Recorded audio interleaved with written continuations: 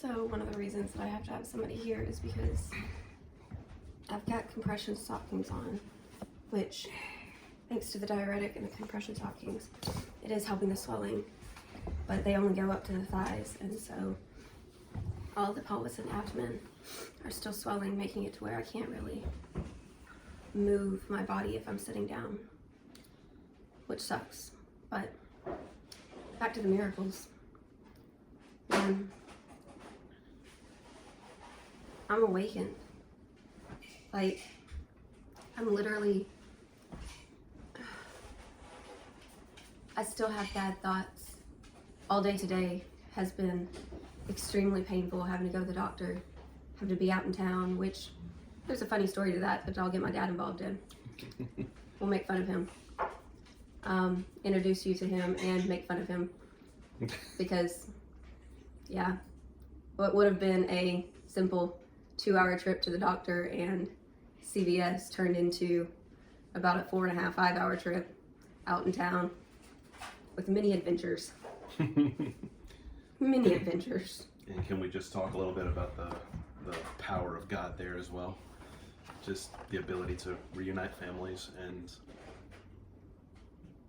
I've been listening to the song Too Good to Not Believe. And one of the lyrics, what are you doing? I don't know, here, take them from me before I stab myself. Why'd you put them back where Okay, you are like a child. One of the lyrics, most of the chorus talks about how God does all these things. I've seen miracles in my life that I can't comprehend. And we've seen so much of that just within the last month. But we look back at our entire journey and it's just filled. It's filled with miracle with after miracle after miracle. And it makes me cry almost every time. I was crying right before doing these videos. God's been telling me to do them for a while now, and I don't know. I haven't filmed in so long. I haven't done anything with the videos in so long.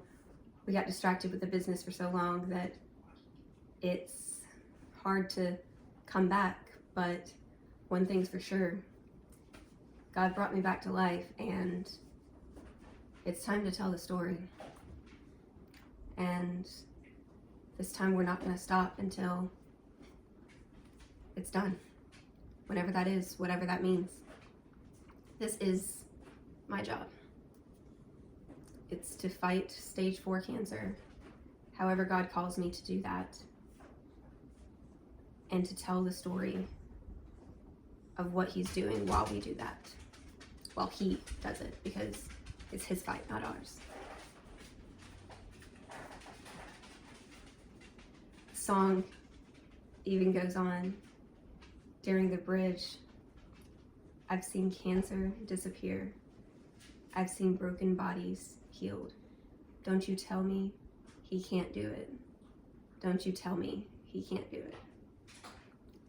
I've seen families reunited. I've seen prodigals return.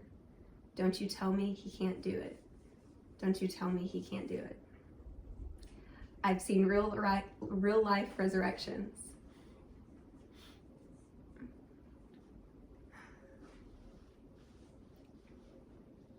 I fall into every single one of those categories. And he's done so much more for us. And he continues to do stuff for us every day, every hour, every minute. Even when the pain makes it hard for me to see what he's doing. He is such a good and loving Father.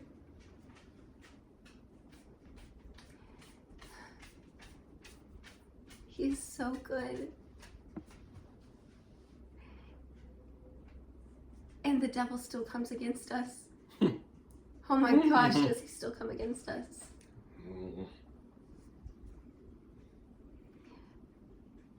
But our God is bigger and better. Milo, move. See the video? Our God is bigger. Drop it. He loves the treasures. Our God is bigger. Our God is Come brighter. on, get up here, Milo. Our God is stronger. And our God is never not working. Even when it doesn't feel like it. Even when I'm on my deathbed and they tell my husband to say goodbye.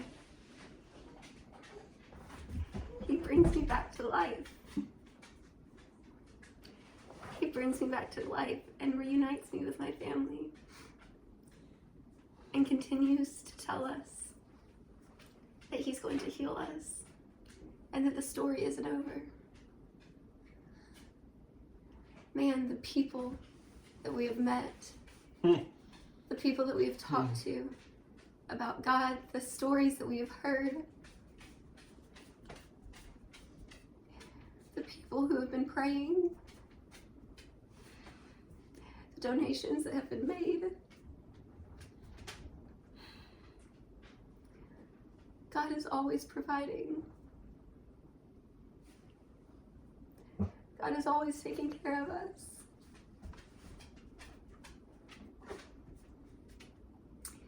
You know, our pastor says the worst thing that can happen is I live. Okay, wait. He has never said that to you. It's something his father used to say. Meaning that when all of this is said and done, we get to see our Father. we get to see our Father in heaven. And we get to celebrate with him. And we get to live reunited with him. And in the meantime, we get to live on this earth. And there's going to be suffering. But that doesn't negate the fact that he's a good God. And that he takes care of us. And that he is telling an amazing story. That he is reaching people. And that he is doing good things. Even if we never get to see all of those good things. And we've seen a lot of them.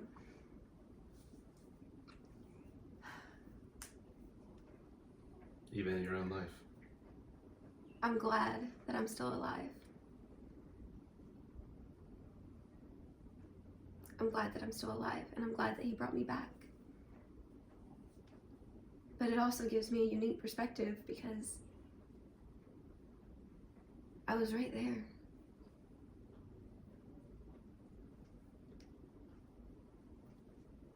And it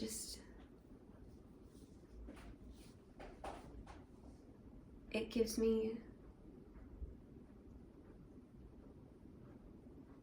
peace, knowing that even if the worst happens and I die, because that's what people call the worst here on earth, even if the worst happens and I die, it means that I get to be pain-free. It means that I get to live eternity with my Father, praising and worshiping him, not missing anything from this earth, because it's too good. Sounds like a pretty good deal to me. I don't want that right now. I believe that there's a reason that he brought me back to life, and there's a reason I'm still here, and there's a reason for all of the pain. And I might not know what it is every day, but I know one of the biggest reasons is to tell this story. To tell this story, to tell what God is doing. And some of you will believe us, and some of you won't. Some of you will find encouragement. Some of you will think that we're crazy. But I don't care. I've got such a different perspective that I pray I don't lose, even when the enemy attacks. I pray that God always brings me back to what's important. I'm alive. And I'm with my husband. And I'm reunited with my family. And God is doing amazing things. Even if it doesn't always look amazing.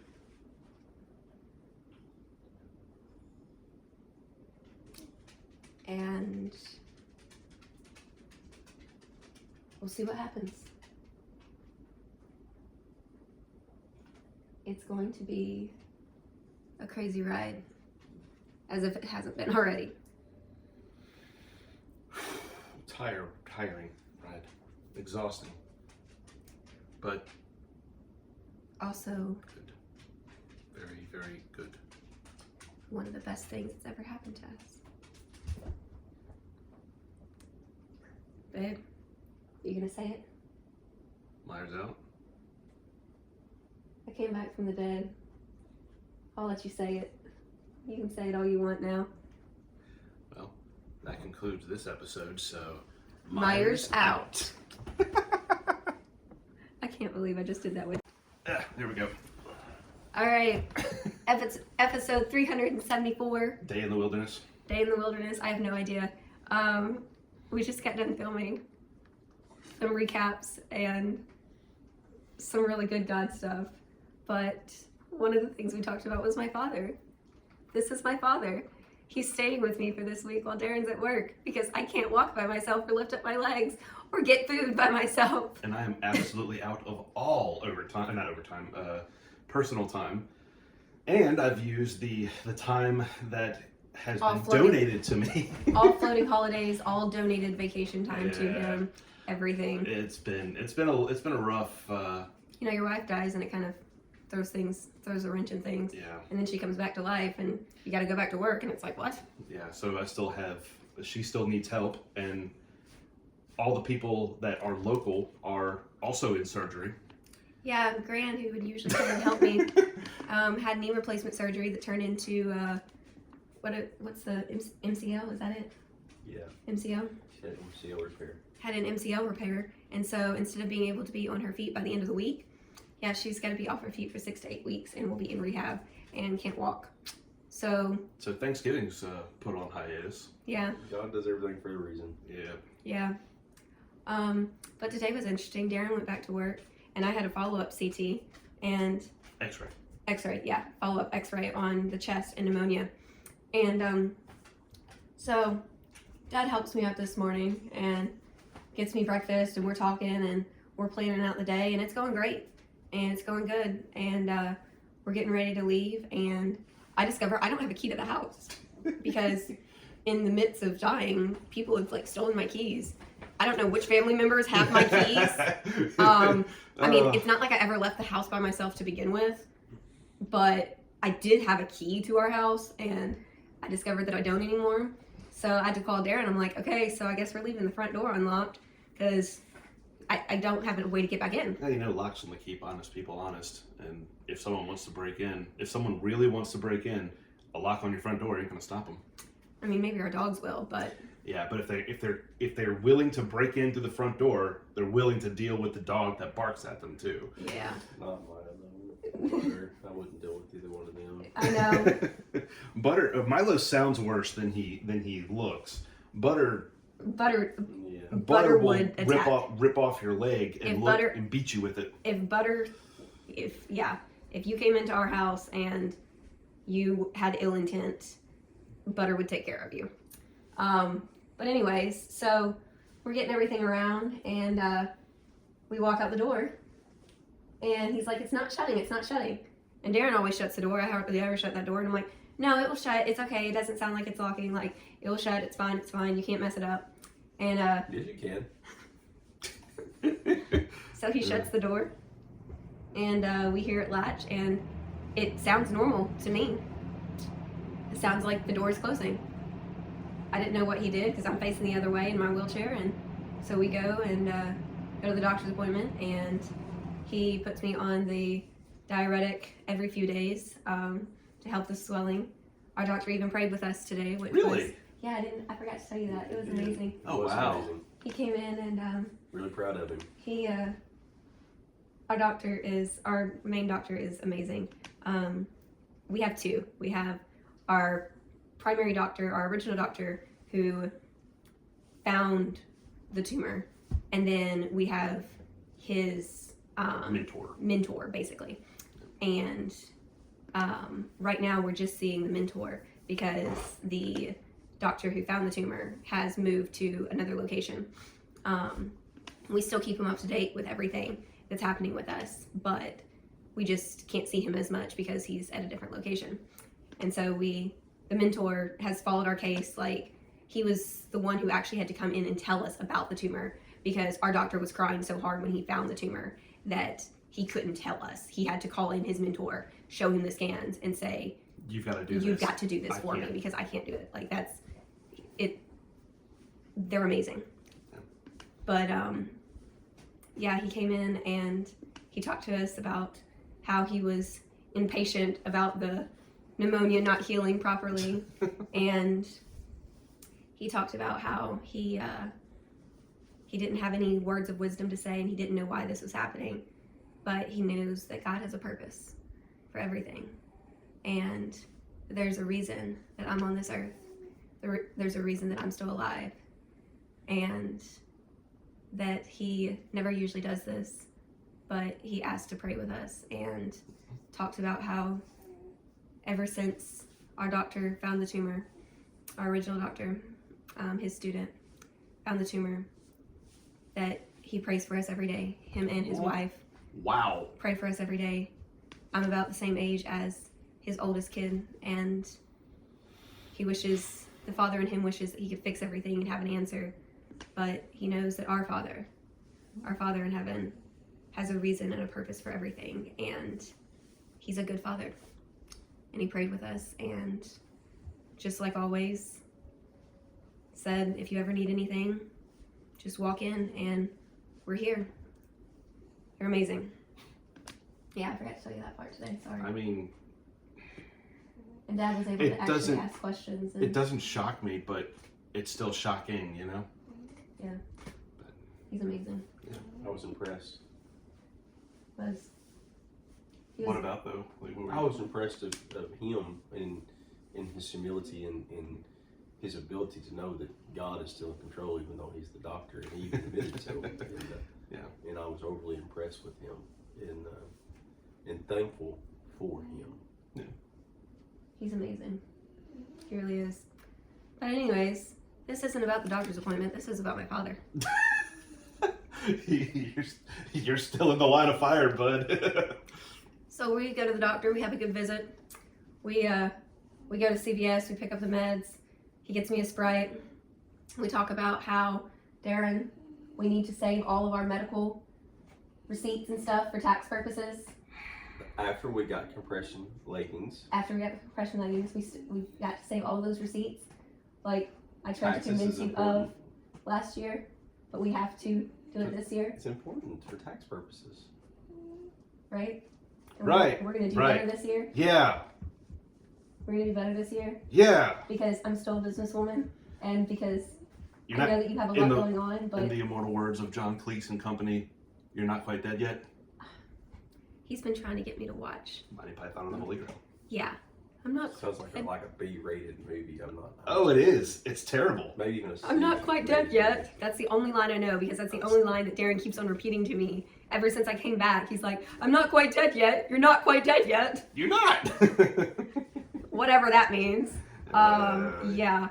Anyways, so I'm exhausted. I am exhausted. I'm not a movie guy. I am exhausted, and I am hurting, and I am ready to go home and lay down. So we pull back up to the house, and I am so grateful. And he walks up, and I see him standing on the porch. And he's just kind of standing at the door. And I'm watching, and I'm like, I know the doorknobs sometimes get twisted, but come on. And then he kind of turns around, and I see him go to the other side of the house, which, okay, he's a cop. He's very like security conscious. He's like, okay, so we're not gonna lock the front door, but I'm gonna lock every other door in the house, like deadbolt, like everything else is gonna be locked. Makes sense, right? So he does, and I see him pull out his wallet, and he grabs something from his wallet and starts messing with the door. And I'm like, what in the world? And then It didn't work, by the way. he walks back to the You didn't have car. one of those bump keys on you? No. He walks back to the truck and he goes, so we're taking a detour. He somehow managed to lock the door from the outside, which I didn't even know was possible to do without a key, okay? It is, apparently. Which is why I Yeah, told but- him he can't screw it up Yeah, because but it's one of those like permanent locks. It doesn't. Yeah, you literally It's have an to old unlock door. it from the inside. it's an old door. It's an old door. And in my defense, though, it is like older than I am, which is really saying something. So It's an old door. It's got its tricks to it. But yeah, so and I'm starving at this point, and so is he. And we've already waited in line at CVS and at Walgreens, both having taken forever.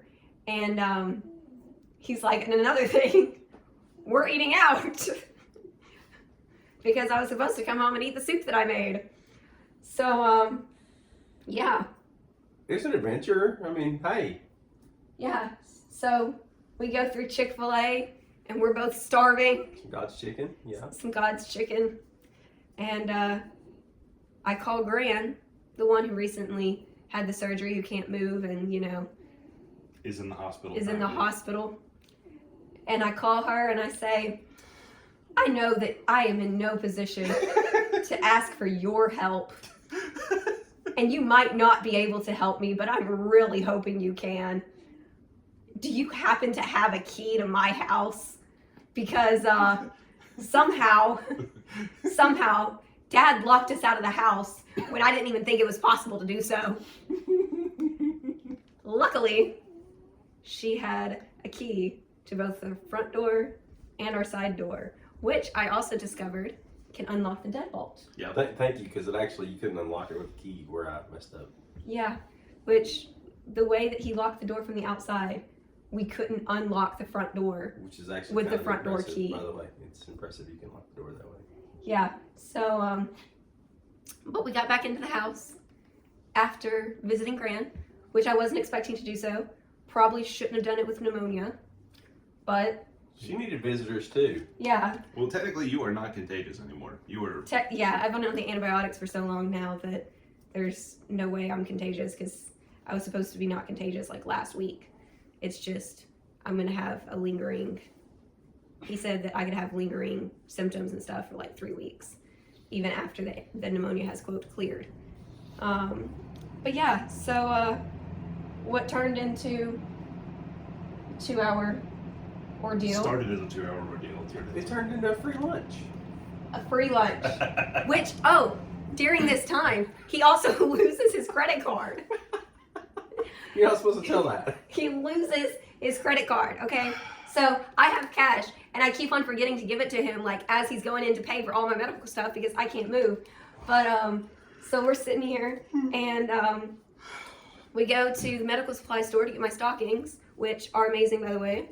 And we get the stockings, and then we get locked out of the house, and so we go through Chick-fil-A, and they're like, all right, how do you want to pay? And he's like, let's do card. And he starts looking through his wallet. He's like, well, I don't have my card. So that happens. So we're calling the medical office, and we're like, hey, this is the last place we've been. I think we've left the card there. And I'm like, how in the world did this happen? Like, are you sure it's not just in your pocket or something? Like, that just doesn't seem like something you would do. He's like, I don't know. I don't think so. He's like, maybe I'm blind. He pulls his wallet back out. And the very first thing he finds as we're driving back to the medical store, first thing he pulls out of his wallet, what is it? His credit card. I said everything happens for a reason. Wow. We just needed a detour. His credit card. And so we are sitting there waiting on hold for about another 3 minutes while they're searching for his credit card in the store. And they answer the phone back so politely, and they're like, Michael, okay, so the woman who helped you, it was Silver, right? And what'd you have to explain? Well, I simply told them sometimes people have their heads shoved up bad places that's dark. And I was that person at this particular moment. And I have my card. I apologize for your inconvenience. It sounds like you guys had quite the adventure. It was an adventurous day. It led up to a good nap, though. A little bit of a nap, anyways. Yeah, Speaking of nap, I know. it's late. I need to go to bed. You? Yeah, you need to go to bed. You need to take a shower. Yeah. I thought I smelled something. It's me. It is me. He worked out after work today. Yep. All right. Well, there's the story of the day. We'll see what tomorrow brings. We've been an adventure. I'm gonna lock us out, though. We got keys now. And I hope we don't go anywhere. Or if we do, I'll just send him. I'll stay here to make sure I can unlock the door for him. Oh, yeah. So, this is what it's like to be reunited with your family. Thanks for coming down and locking us out of the house, Dad.